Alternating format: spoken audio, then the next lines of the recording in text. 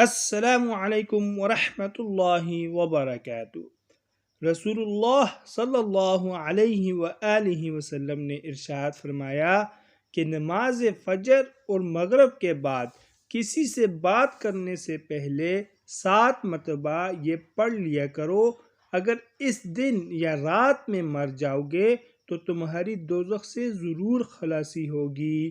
نماز فجر اور مغرب کے بعد کسی سے بات کیے بغیر 7 مرتبہ یہ دعا پڑھا کریں۔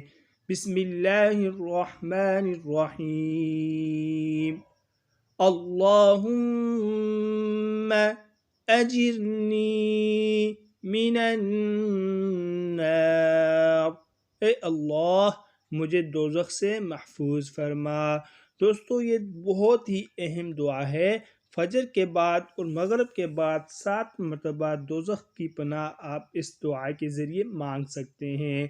مزید اچھی ویڈیوز کے لیے چینل کو لازمی سبسکرائب فرمائیں۔ جزاکم اللہ احسن الجزاء۔ طالب دعا قاری محمد آصف۔